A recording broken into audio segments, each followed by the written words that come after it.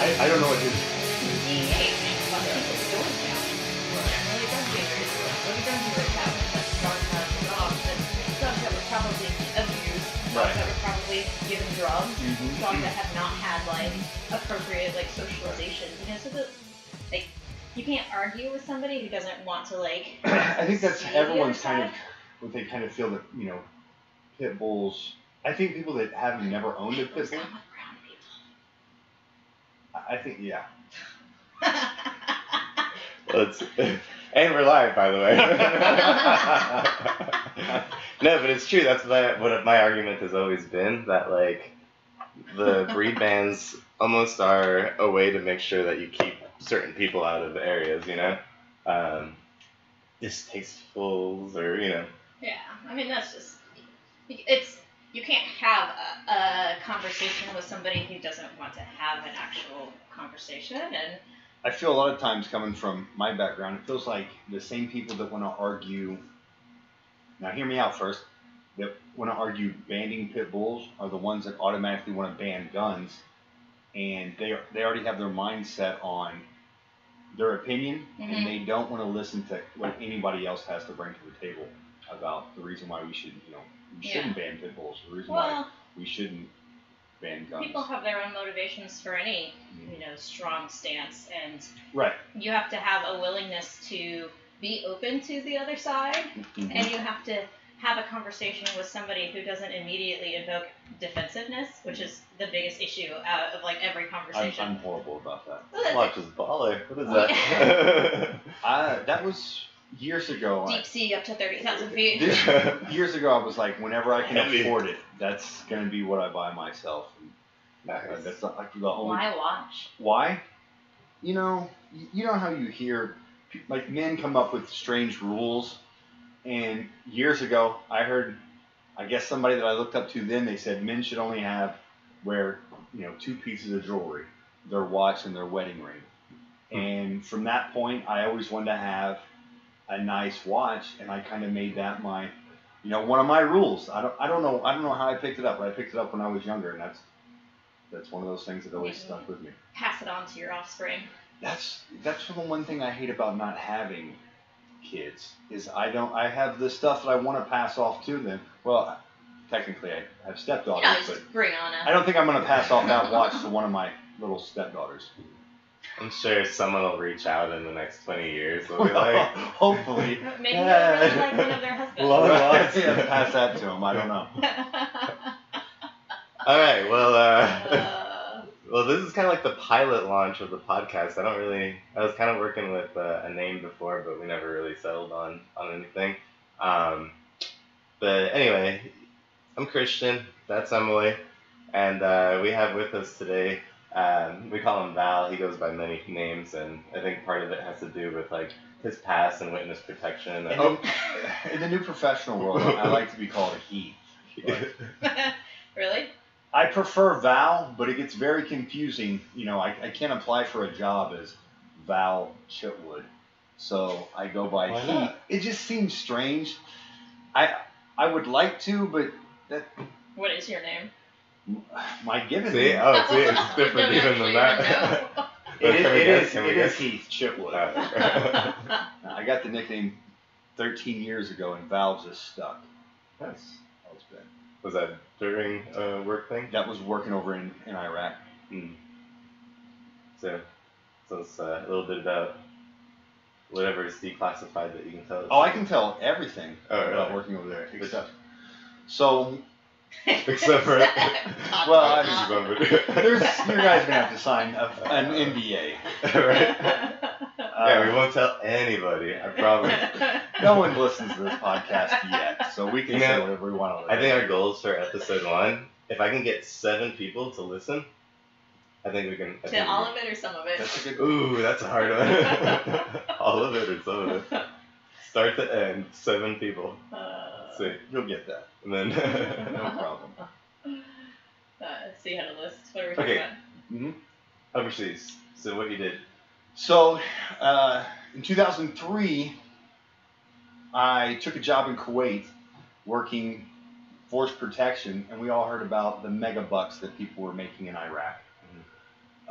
So with a little bit of being prior military, we pretty much formed our own company in Kuwait. We leased Tahoes, drove them up into Baghdad, bought weapons off the street, and formed our own security company. Nice. It was a little bit more to it than that, Yeah. but that's That's the basically condensed version. that's basically the way it happened, and we lived in. You sure you're not like saying anything that's gonna get you like arrested? No. This is all. That's legal. This is all completely Okay. legal. It was in a different country.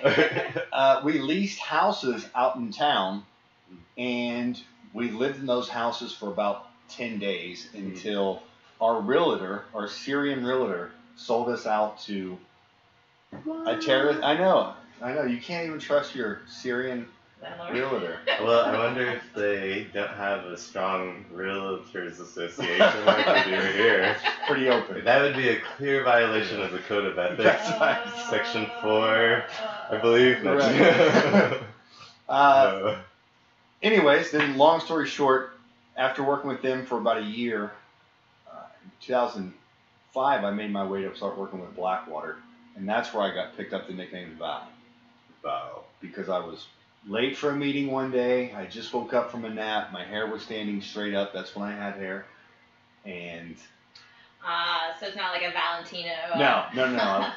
I guess Wanky romance. Val Kilmer made a spoof called Top Secret, where I guess he has spiky hair and aviator sunglasses. Nice. And when I walked into a meeting, they were looking. Somebody yelled out, "Hey, Val Kilmer, over here!" Well, we had 400 people in that auditorium, and they heard it, and it stuck. And that's where I got Val. And I just noticed that in all of my travels, no one can say the word Heath. Whatever language or wherever country I am, it's like the HE messes with them, or the TH at the end messes with them. Mm-hmm. So it's always been, "What's your name?" And since that nickname stuck, anytime I was traveling, if I ever met anybody, it was always Val, because it seems like everybody can pronounce Val. More people would know you by that name then. The funny thing is, except for in Thailand, they don't have a V, or maybe a VA, but when I tell them my name, they say, "Wow," and I say, "Val," and they're like it. "Wow." I like wow. Right, so then it's funny. There's like nothing on here on this Top Secret movie. Quite traveled. I've been fortunate enough, man, is from where I grew up in a very small town in Missouri where our graduating class was 32. Yeah. 32 blonde-haired, blue-eyed people, Mm-hmm. And I could not wait to get out of that small town, and I wanted to experience everything. And from there, I went to Japan. After Japan, it was pretty much South America to Africa, Africa to the Middle East, and most of those were third world countries. And when you get to see how other people live, man, it opens your eyes to everything. And I'm very fortunate about that. It is. I've traveled a lot to several countries and stuff like that, and I think it's really interesting to see. Luckily, every time I've traveled, I've had the good fortune of being with generally like what you would consider an upper middle class or above, Right. But that's very much a select few. Right. And then most people just live in a horrible, very, very, very different conditions. Right. Than what we're used to. I mean, even when here, somebody that's below middle class are still living much better than, a lot of the places I've been to. One of the biggest eye-openers for me is when I was living in Bolivia, and I'd been there maybe a month. We were driving around. I can't remember what we were doing, but we came across an open-air meat market. Mm-hmm. And that was one of the first times that I was like, oh, wait a minute. People don't have refrigerators down here to keep all their meat cooled. It's better fresh. And there was, there's more beef carcasses over here. I was like, they just slaughtered the cow right next to you too. Well, they wasn't that fresh, but that was one of the first times I was like, I didn't even. I think at that young age, and I say young, I was 20. Mm-hmm. I still don't think I put it together that some people don't have refrigerators, or their meat markets are like that. Mhm. So that was, and you could literally smell it from blocks away. Yeah, it's kind of interesting, right? Because you're like, well, the value in the fridge, right, is that we get to preserve food for longer. But I think I'm okay with just going really quick, as close to the source as possible. If it's fresh, yes. Yeah, But I'm I talking, can imagine someplace like that. you can see when, when meat's been hanging for a while, it goes from red to black pretty quick. Mm-hmm. Mm-hmm. And then when it's still hanging there, and you're like, that's a dark piece of meat right there. Yeah. Man, that was one of those times where I'm like, and if any of us tried to eat that meat, we would be down for days. It's reached its best buy. Yeah, I mean, well, where does it go if nobody buys it? Right. But that's its place. Right. Best buy yesterday. In that kind of scenario. So, at what point did you? I mean, you also do Brazilian Jiu Jitsu. That's how we met. But at what point did you kind of start grappling? Did you do any martial arts when you were traveling in all these other places, or not? So living in Iraq, I was talking. We were there for 3 months at a time, and only thing you really have is your computer to just talk to people. Mm-hmm. And I think about that time was when Yahoo Messenger was still real big. So I was talking to a friend of mine, and I asked her, "Hey, what'd you do this weekend?" She said, "Oh, we were watching MMA fights." And I'm like, "Wait, what is this MMA?" So I literally looked up MMA real quick, and I'm like, "Oh, mixed martial arts." I'm like, "Okay, I've seen UFCs and things like that." One of my lifting partners because back in those days, I just thought, the bigger you are, the more cooler you look. And I think I was probably like 225 then, just muscle. And a good friend of mine. Would you walk around like 205, 210? I'm like about 215 right now. But I try and, I like to be like 210 when we hit the mat for competitions. And one of my lifting partners was like, "Oh yeah, I fought a couple times before." I was just thinking that I'm good with that because the bigger that you are, the better that I feel about like when we roll. I'm like, yeah, 215. Yeah, I feel stronger all of a sudden. And he started teaching me. But, over there, you always have that one knucklehead that thinks he knows. Mm-hmm. So I spent probably 3 years in Iraq learning what I thought was the proper way to do an arm bar, when it couldn't be more of, just simple things like where you put the foot in the hip to cut the angle, and then, so everything was wrong. Mm-hmm. And that's how, and then, when I came to the Brazil Academy, within a matter of what seemed like months, I was like, "Oh, I've been doing this wrong for years." You realize it. And you realize it, and you're like, "Wow."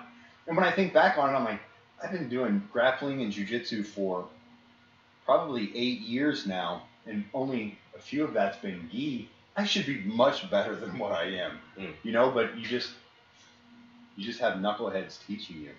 Yeah, it's like you can, I always kind of tell people that practice doesn't make perfect, right? Like perfect practice makes perfect. That's right. It's the only thing that makes perfect. So when you're training, you have to make sure that you're focusing on your technique, and that technique that you're getting is actually the right. That's why I think a lot of us would learn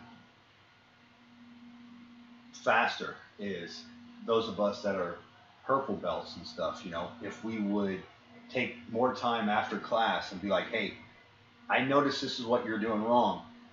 And some of us don't like to critique each other because, corrective criticism, you don't like knowing when you've been doing something wrong, even though we're trying to correct that bad habit that you've got. Or, "Hey, this is what you're missing, when we're setting up like this." I think if us as purple belts, even blue belts as well, but what I'm saying is us purple belts, because we've all been at the academy now for 3 years together, where we should have that, we should be communicating with each other more of like, "Hey, this is what you were doing wrong." But I think a lot of times we don't do that enough. Even though everyone is very... I'm not going to help anybody. Even though everyone is very helpful, but I feel like we could probably really raise our level of... I think so. Yeah. It's gotten better. It has gotten a lot better, I will say that. Absolutely. I mean, I definitely like talking about our matches, you know, like our roles and stuff afterwards. But yeah, not everybody is very receptive to Right. it, so you never want to be like the guy that is like, hey, and they're like, we didn't ask for your help. Right. Which is kind of like usually the Mm-hmm. whenever like Emily does not like me to comment on her unless she starts it. Just not a big fan of all that mansplaining. Mansplaining. I corrected Alicia one time, and she almost took my head off on the mat. On the mat. On the mat. And I was just like, you just grab that foot, you know? Yeah, right. And I was like, oh, okay. All you have to do is slide your grip. Right, Yeah, right. You're like, oh, it's really easy when you're watching from the sidelines. So like, okay. Okay. All right. You know, I'll be the first to admit I am moody in life, but in jiu-jitsu as well, because I think a lot of us use jiu-jitsu as our release. You know, that's where. And then sometimes we show up and we're already in a bad mood from whatever the day brought. And we thought, all right, if I have a good day at jiu-jitsu, then I'm going to be fine. And you don't have that good day at jiu-jitsu. And there's some days I wish I could, like, I literally want to come off the mat and, like, throw my gi here, throw my belt here, grab my stuff, go to my car and be like, I'll pick that up later, you know? Have a tantrum. Just have a tantrum. Like, I literally want to have a tantrum. And well, we're also, you know, when we exercise, we are dumping a lot of cortisol and adrenaline through our bodies. And how can you, you know, prevent something like that, doing something like Brazilian Jiu-Jitsu, which is designed to hurt people? Yeah, I don't know. I don't usually feel like really upset ever when I'm done with class. Sometimes like when I want to do something and it doesn't work out, for me it's more like it's very humbling, you know.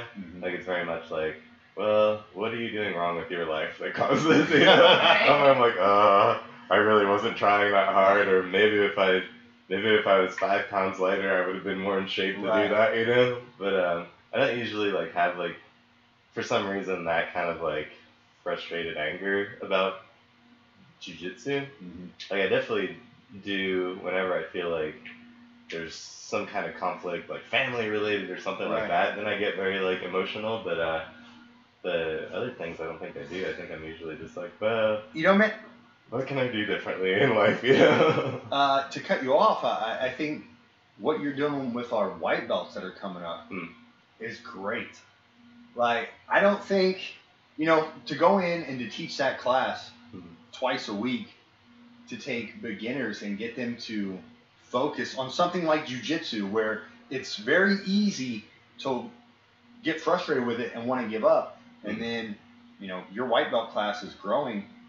And then now they're coming into our class, the advanced class, and man, that says a lot about your ability to teach. Thanks, man. So, yeah, it's a fun class. Just for listeners, every Monday and Wednesday at 6 p.m. We have a beginner's Brazilian Jiu-Jitsu class, and this month in January 2017, free training, free Jiu-Jitsu training. Just tell them that we're friends, right? Wink. Wink, wink. Well, tell them we're friends, and you'll get to train this month for free. And then you guys start paying. Nobody knows how much it is. So people keep asking. I'm like, I don't know. I don't actually do any of like the payment stuff. I just go and talk to the guys up front. Right? And then, they'll help you out with that. and then we go to their website. It's not on there either. But yeah, Brazil Academy, Lenexa, Kansas, 119th and Strangline. Come check us out this month. And then the other thing about white belts, the fortunate part for me is that if they're in the class, like the first time they'll listen for sure because they want to, you know, they want to be there. I don't know, like dragging them in. I've got a lot of friends I've been trying to drag in for years, and you know, even if I got them in, they probably wouldn't listen, you know. But at least they want to listen, so that makes half of the job, you know, quite easy. And then I focus on trying to make it like challenging for them.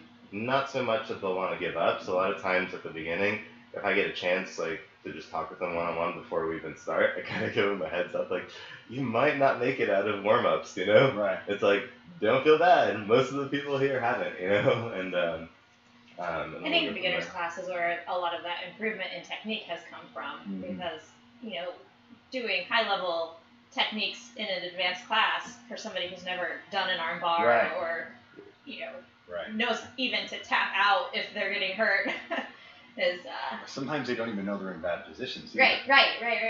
And when they're not, I guess, coming in having to prove themselves right off the bat, they are a little more receptive to that teaching.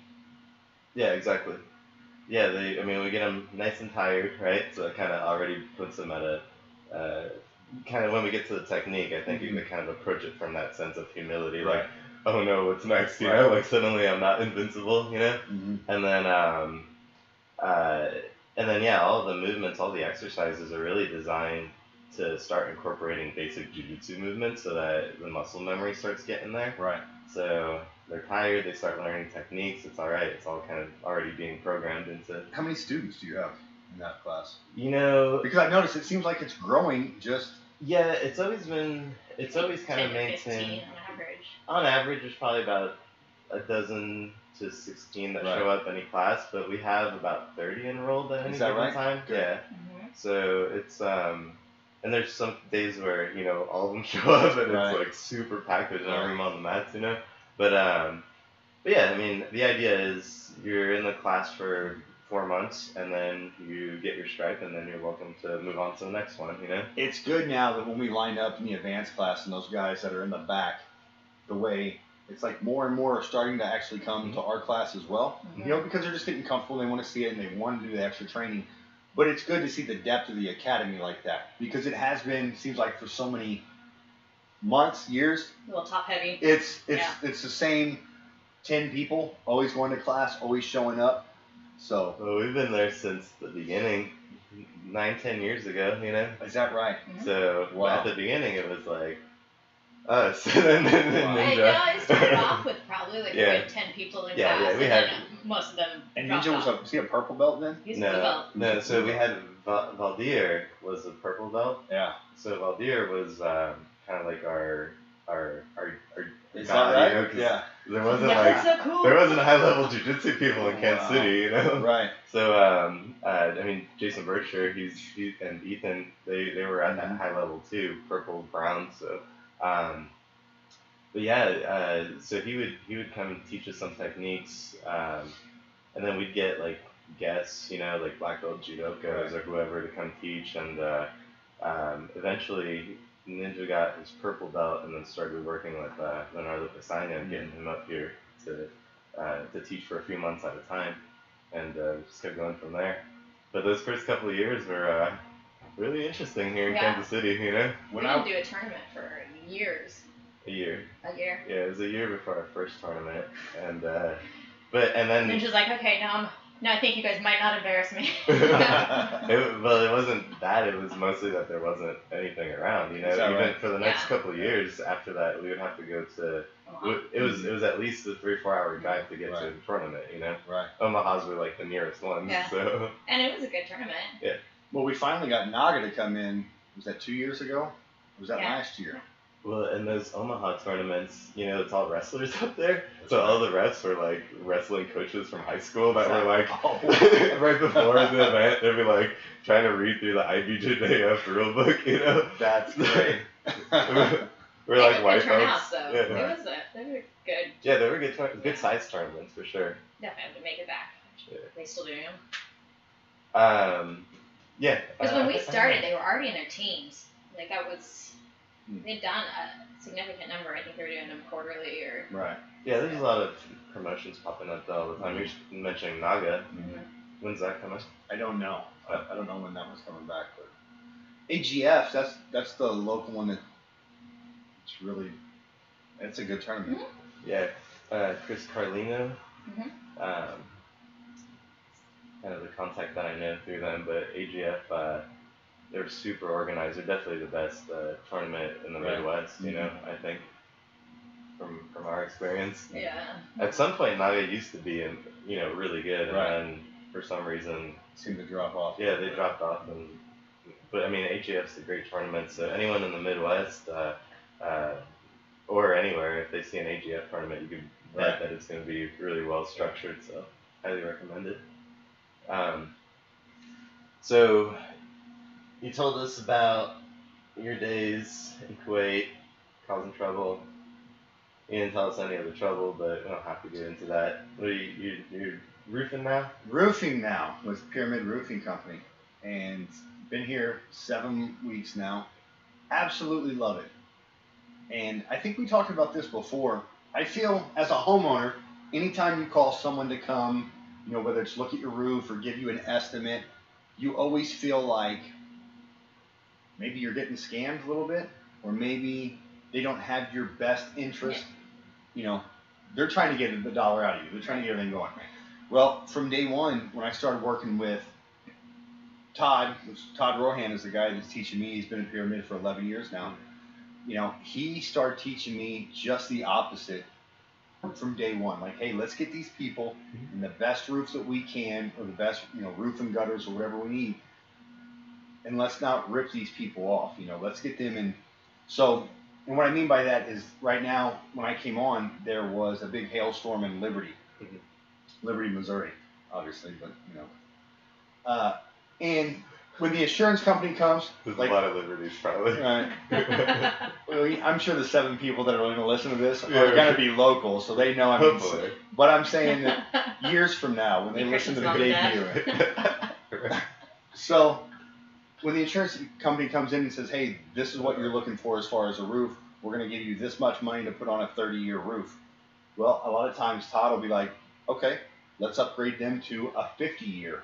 Just because we can put them in that roof, or depending on, how their house is built, we might try and throw in oversized gutters, oversized downspouts, things like that. That's going to help out the owner as far as the resale or anything of that house is going to go. So that's what we try and do. Yeah. And from right off the bat, when he started showing me all this stuff, I was like, I'm going to like it here, because they're just, for being one of the top roofing companies in Kansas City.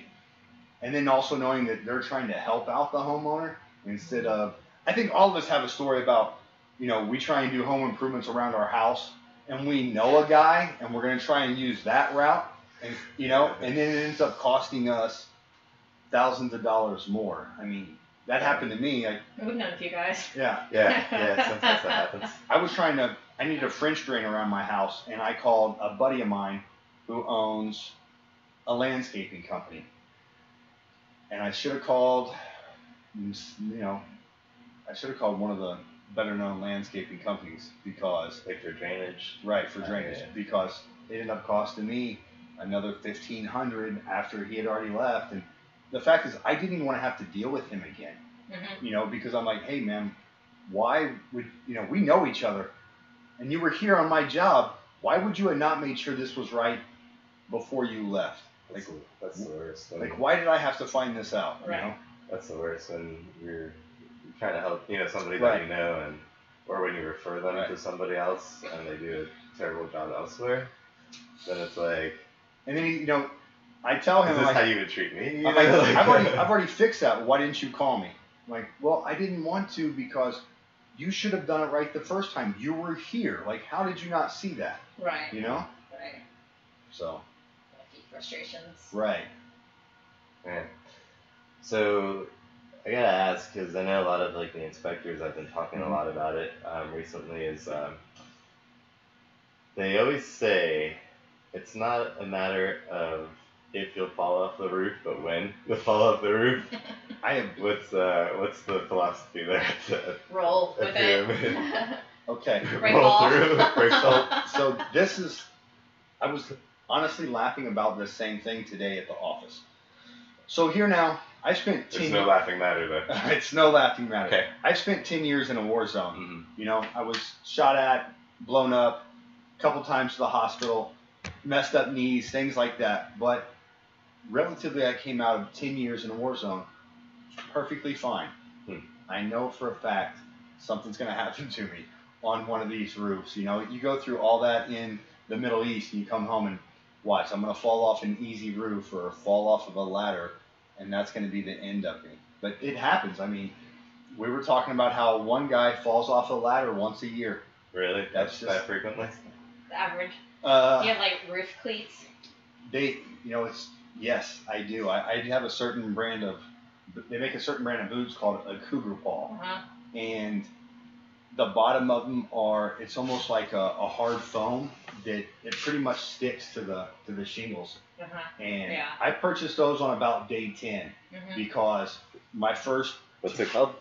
Cougar paws. Cougar paw? Cougar paw. Oh, okay. My first 10 days of just getting comfortable of being on a roof, I tried a couple different pair of shoes. I tried, a pair of work boots that had non-slip soles. That didn't help very much. Somebody said, hey, wear tennis shoes. I came up there with a pair of Nikes that were a little bit better, but still slipped a little bit. Somebody said, hey, use skateboard shoes. Well, because skateboard shoes are made for gripping. Yeah, but they're not necessarily. Now, so I bought gripping sandpaper.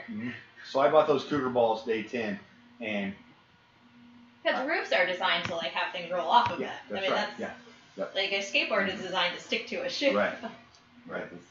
I've worn skater brands for many years, right. And they were never a mix with restaurants where I did a majority of my college service. Yes. So it's like I understand the slip issue. And then a couple of guys there, they say anytime you're on a roof, always kind of set yourself up where you have two different outs when you slip. So what I mean by that is if the roof comes together, you always kind of want to be right there where that hip and gable come together, so you can fall in there's there. Some pretty steep surfaces. Or as you're sliding, they say, hey, try and grab a vent, try and grab an exhaust pipe, anything you can. Those are the kind of standard safety. What about like an ice measures? Oh, what's that? Like when you're damage people's roofs on right. the way up. Yeah. What's funny is on extremely steep roofs, now they have another device where you latch onto the top of the ridge and you kind of pull yourself up. I can't think what that's called. It's grappling hook. It's almost like a grappling ladder that I've seen adjusters use. Fire escape ladder.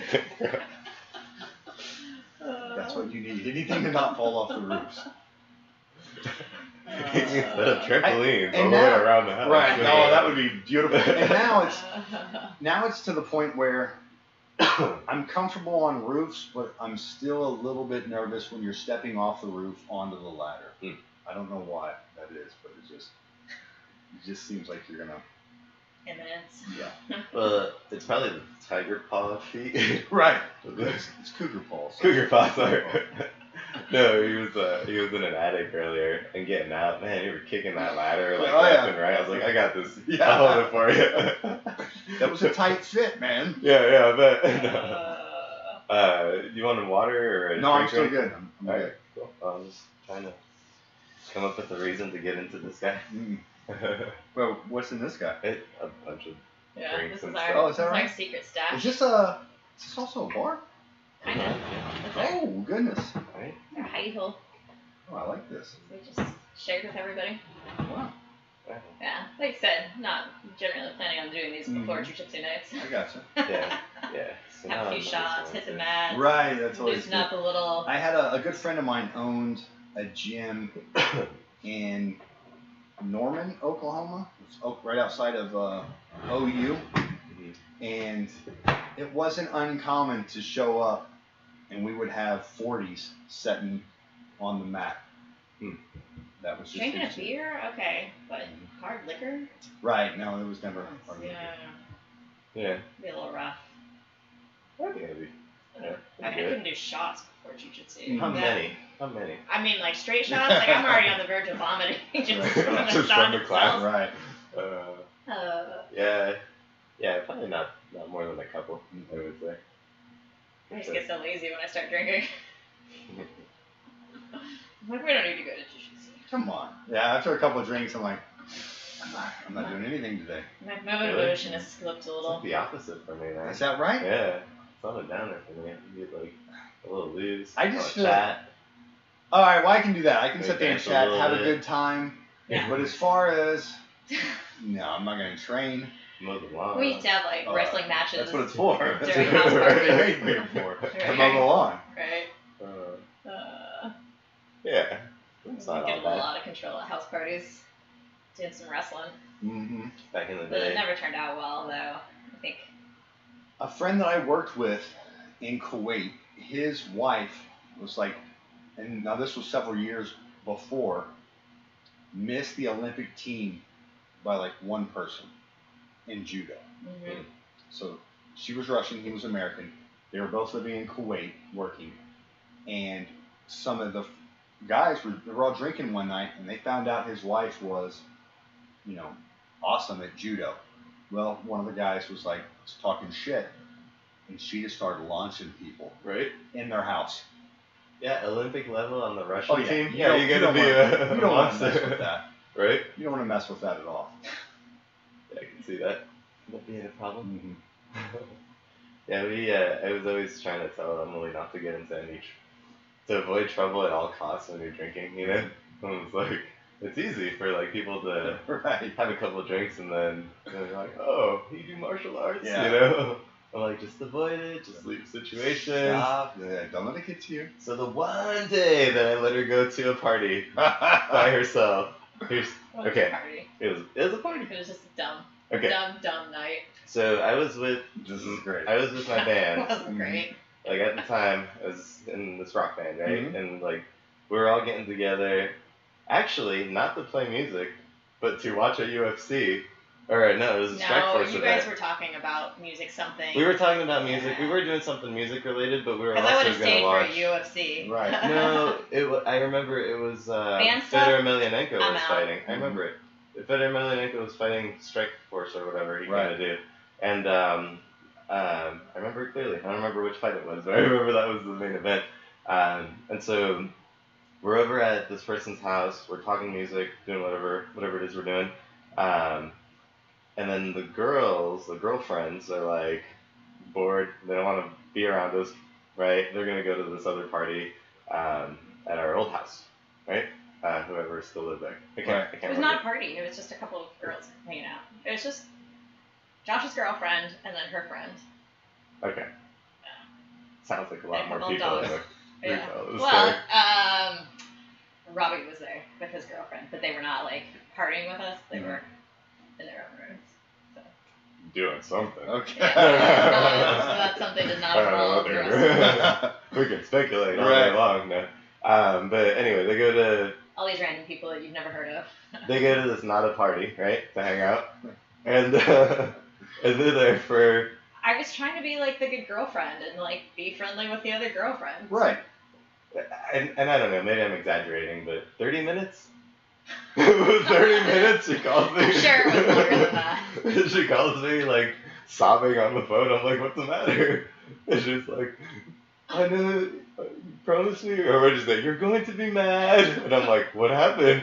And she's like, I know you've always told me not to get into fights. And I'm like, It wasn't a fight. that's what she said. What did you do? So, no, people, when they find out you do jiu-jitsu, Mhm. they want you to show them stuff. Mhm, That's the issue, Mhm. right? So this girl, we were taking shots. So, 3 or 4 shots. Not a later. party, though. No. Not a party. No, we were just taking shots. Okay, go You on. don't have to party. Okay. Take shots. Yeah, she just convinced me, and I showed her something, and she got really angry. So I took her down. That was it. That was it? Well, so I took her down, and then she tried There to was pull herself clawing up and hair pulling. by my crotch. Mm. So I went to take her back down again, and that was about when Robbie stepped in. I think I took him out. That was it. I mean, it wasn't like Robbie used to do jiu-jitsu too. Is that right? Yeah. just pretty sure he just pulled me off by the neck. Right. Big, strong guy. Just like this one-handed pick her up. So when you threw her called outside. me, were you already outside of the house? Oh, Yeah, I left. Walking. Were you walking? Yeah, I was walking. No. Oh yes. Yes. This was like 8 years ago. It happens. Yeah. I think we all have that one Yeah. bad. Party fight. We're like, stories. yeah. A lot of them. Yeah. Oh, that's what I said. Like I was afraid he was gonna be mad. I think I head and armed somebody Oh yeah. at a Del Taco drive-through one time in At California. a drive-through. Man, I don't want to get into it, But since you brought it up, and now the listeners are going to be expecting, now you have to bring it up. He's like, but this case has never been resolved, though. it wasn't that bad. But Sometimes you just gotta lay down. first off, the drive-through, they were taking a long time, all Okay. right? And somehow, the guys in the car in front of us... Like, they didn't anticipate that many people ordering tacos that time of the day. Have you ever been to Del Taco? It's pretty good. Yes, I have. It's pretty good. So is that here in town? No, this was out in California. So the guys step out, and we decide to get out. Some things that were said. Somebody started throwing punches, and the next thing I know, we're on the ground. And I head and arm choked this guy, right? Mm-hmm. And that's when everything stopped. But that's also when they were like, the Del Taco employees come out and said, oh, by the way, we've called the cops, and they're en route. And I was like, oh, I was so hungry. I just wanted some tacos. Like, if you wouldn't mind pulling out of the drive-thru Right. so we can get the next order, that'd be great. Luckily, we could still pull out, and we were able to pull out and get away. But that was one of those things I'm like, Who is that? who gets into a fight? Mailman? Who gets into a fight in the drive-thru? Sorry about that. That's the phone ringing. Fight at the drive-thru. I don't know, man.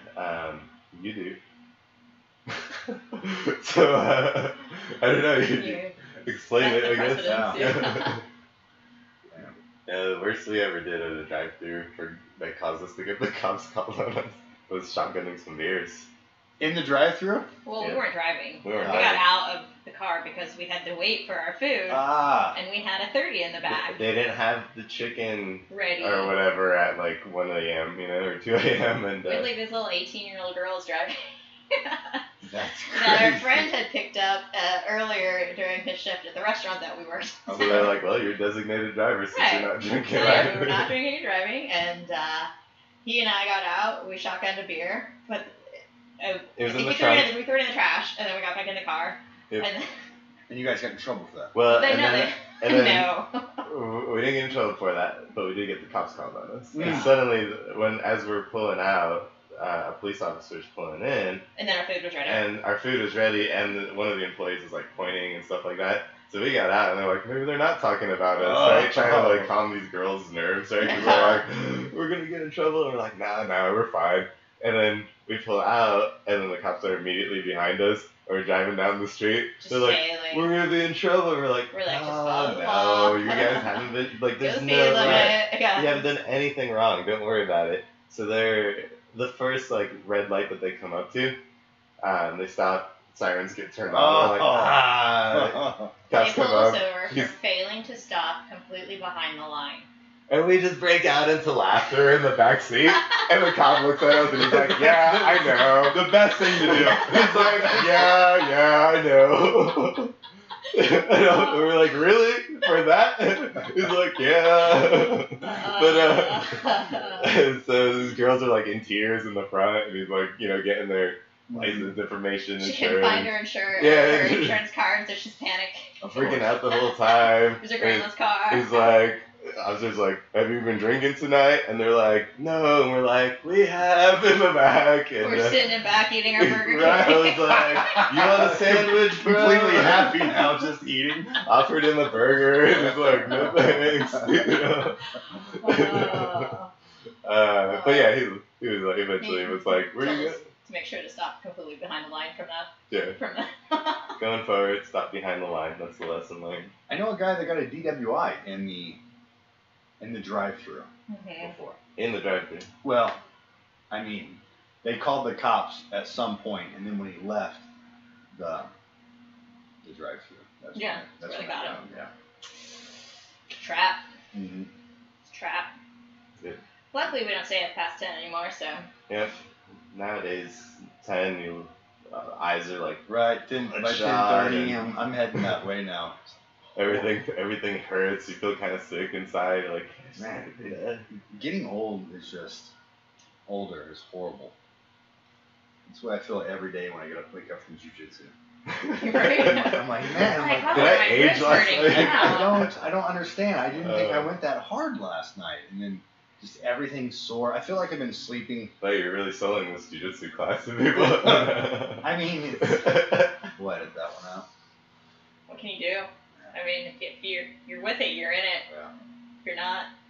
Yeah. I mean, you could definitely do any exercise, right, and have the pain afterwards. It's part of the important part is recovery, right? Well, there was a CrossFit gym that got sued here in Kansas City. Oh yeah. Did you not hear about that? I don't think so. What was that? Oh wow. They actually found the owner and CrossFit itself at fault Really? For what? For an injury. for the guy injuring himself. Doing what then? I don't know, something. How is that any different than a personal trainer, though? I don't know. But I want to say the guy was suing for like $1 million or something, and they found the participant being 50% of the fault was on him, 25% was on CrossFit itself, and then 25% was on the gym owner. And I think he had to come out like $250,000. That's why you have insurance. Right, that is why you have insurance, but I mean, it's a big chunk of change. Yeah. Well, I mean, if you're going to teach something like that, the onus is on you to make sure you're teaching appropriate things so that people don't hurt themselves. I mean, that's. But isn't CrossFit?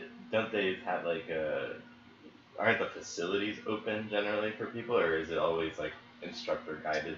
I believe every club. Now, I've never been to a CrossFit gym, but I believe, What's called Aaron?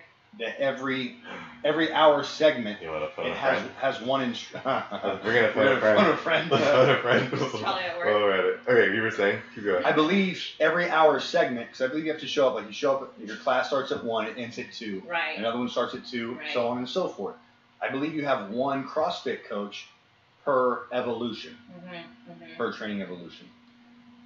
Let's call our friend Aaron Lyles DeGrotto. I did a weightlifting tournament in high school. I was in weights. Just tough. Squats. Just tough. So why did you get into Jiu Jitsu? It was on date night. With Oh, this you animal? haven't heard that story? No, I don't. That's it. He said I had good legs. And you went to Jiu Jitsu? No, there's more of a story. Not really. So he did capoeira at the time, like 5 nights a week. And so that only left one night for his family and one night for me. Right. And so Wednesday nights was date night. Okay. And then Ninja started teaching jujitsu on Wednesdays. So date night there went date night. Date night became jujitsu night. So that Okay. And Basically, it was the only way that we were going to see. well, and the funny thing is that he broke up with me like 5 times while we were dating. So I got a little awkward. That's why I've never dated anybody from either gyms that I've been to. I don't want to have to see you again. It was a good outlet for me. I say that, but that's where I met my wife. Like we were saying earlier, people get their energy out, that pent up frustration and whatnot. So it's been both a very humbling experience and a good frustration burner. I think jiu-jitsu is about that point where you think you're getting good. Then you have, like Trevor will school you one night, Yeah. And you're like, I just got schooled by a 16-year-old kid. Yeah, it's very humbling, like I said, for me. When you're one day you're big brothering him, and the next day you're. You're like, I'm not helping you anymore. Yeah. Exactly. What have I done? Right. The master is always supposed to keep one hidden technique. That's right. One secret technique to teach just in case he ever has to. In case he needs to use that trick. I don't think I have any more hidden techniques. I've used everything up on everybody, I think. I feel like every time I start to get good at something, it teaches everybody. Right. And then I'm not good at it. That's the problem. Yeah. That's the problem. Yeah, you got to teach everybody everything you know. Right? So that way we all grow. Yeah. Well, and I kind of do that with business too. I was gonna mention it to you with regard to like the roofing. Like when we were talking about the attic, you were providing a lot of like knowledge, right, about the way that these is structured, and I thought that was really great. I do the same thing. Like when I'm at listing appointments, right? I visit with a lot of for sale by owners, for example, and I'll go to them and literally show them how to, how to best position themselves to sell their house, get the most out of, And then people are always like, but isn't that, contrary to your business that you want them to list with you? I'm like, of course I want people to list with me, but it's always nice to have other people be successful and do their own thing. Yeah, but there's still a value in me just helping them out if that's what they want to do. At the end of the day, we provide a service, and if they understand everything that I do, then I'm suddenly valuable too. Like it's not just like a. Yeah, a lot of people only think they're going to sell the houses themselves until they actually try to do it and realize it's a lot harder. So exactly. If he reaches out to help them in the first place, he already has that relationship established based off, giving versus what most realtors do, which is call to try to get a listing. Right. So. Use the fancy scripts, right? Don't get me wrong, I've got scripts too, but they're not like as focused on the immediate close, That's what I'm trying to figure out now is, when you're in sales, a lot of it has to do with just the way you carry yourself and the way you interact with people. Right. I don't want to come off as the car salesman. Mm-hmm. So I'm still trying to learn that, that script of in between, this is why you should go with us because of what we provide, and not sound like the car salesman as far as, oh, this vehicle also includes this and this and this, and this is the reason why it's the good buy. Mm-hmm. I think it's literally what we were just saying about being generous, right? With your expertise, your knowledge, just being helpful, and the more that you're able to show, what it takes, just kind of the depth of your knowledge, the more that people will appreciate, your value, and you'll sell yourself basically, so that would be my only focus, or my recommendation is to tell you to focus on how can you help people to understand versus, what can you bring to the table when you go to meet with them at their home versus how can I get them to sign on the line or whatever. I know that when, and just from watching you sell Summer's house, man, like as soon as I seen that, and we knew each other at the academy then, I should have bought my house with you just since. I don't know why. I think he just gotten his license renewed. Oh, is that right? No, it's so I was always really like, I'm always a perfectionist, so I didn't like put myself out there too much to like my friends and family until really recently, But watching the effort you put in for Summer's house, wow, you're like, okay, that's why. Like he's doing good things now. He's gonna go far. Yeah, it was. And I've always been like that with strangers, that's the issue, is I got tired of seeing like all my friends right now that the economy was getting better, everyone constantly posting, 2 years ago, like, hey, we just bought, or, this and that. I'm like, does nobody know that I'm doing real estate sales, Right. And it's like, yeah, and it's all entirely my fault. No, they didn't. Yeah, they didn't know. It's entirely my fault because I wasn't putting myself out there to them. I was calling, like I said, for sell by owners, and, people, strangers all day long, no problem, and making people happy out there. But I was so concerned that, remember what we were talking about, hey, you hired somebody to do something, they didn't do a good job. Right. Like, I wanted to make sure that I really, really knew my stuff, before putting myself out there too much. So I feel good now. Good. I'm in a happy place there. Good. Well, and once you master your product, that's always the biggest thing. Is if you don't have that like understanding of what you're selling yet, even if you feel good about it, it's just harder to, sell the right point at the right time. Right. And a lot of that depends on, reading your people, and that's just a skill you develop. You'll probably be better at it than a lot of people though. So. Deciding who to shoot, who to. That was one of the things my boss told me. He said that people because now he makes everyone do a personality test called a DOTS test. Okay. And it tells you what kind of personality you are and what kind of job you should be in. And he only places people in those positions, no matter what you apply for. Right. If if your DOTS say you need to be in sales, he's only going to hire you for sales, no matter what. No matter if you've been an operations manager your entire life.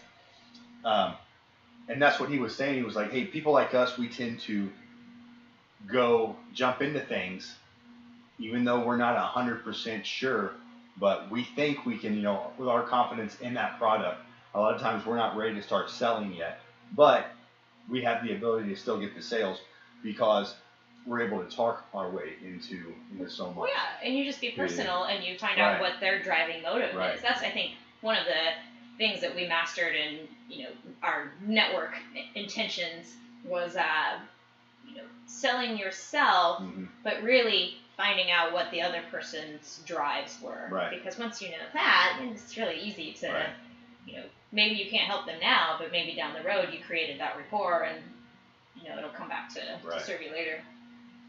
Yeah. That's the hard part, is waiting for that wheel to start turning. You gotta keep putting the effort in until you figure out your right. And sometimes things don't work, and you just that's the hard thing, I think, is knowing when to keep putting effort into something, and knowing when your results just haven't paid out yet. So it's always a frustration, especially when there's a lot of money involved. Yeah. Well, I was gonna get into disc. It sounds like DOTS is probably really similar to disc, but yeah, I think we're kind of close to our limit on the time for right now. So I'm just going to start wrapping it up. Do you have any important events or anything coming up that you want to share with the general public? Chicago. Sure. Puppy classes, anything coming up, opening up soon? Thursday night is our puppy social for dogs 20 weeks to 36 weeks. And then, Where is it? Lenexa, Kansas. Where?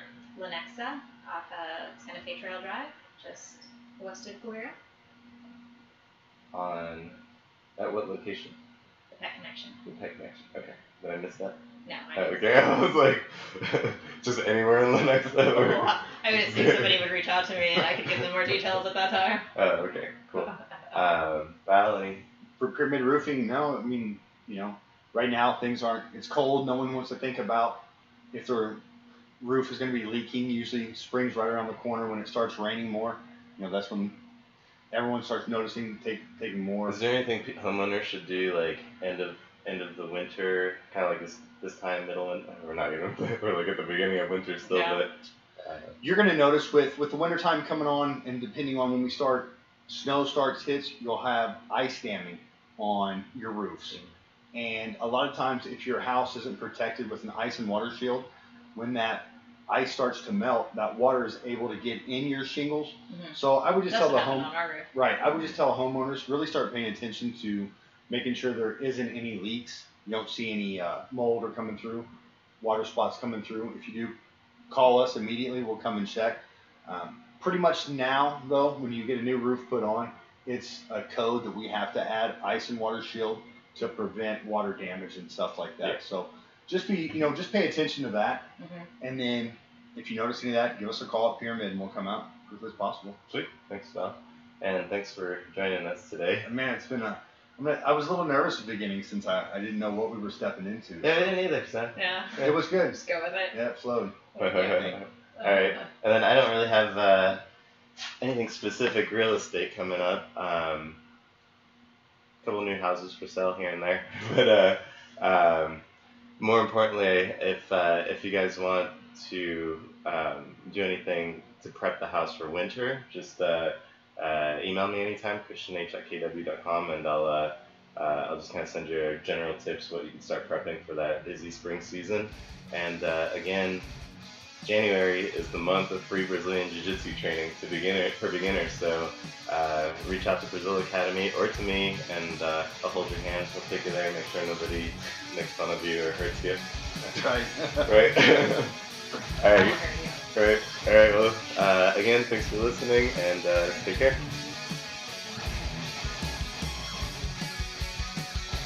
I don't know how to spell it. Yep.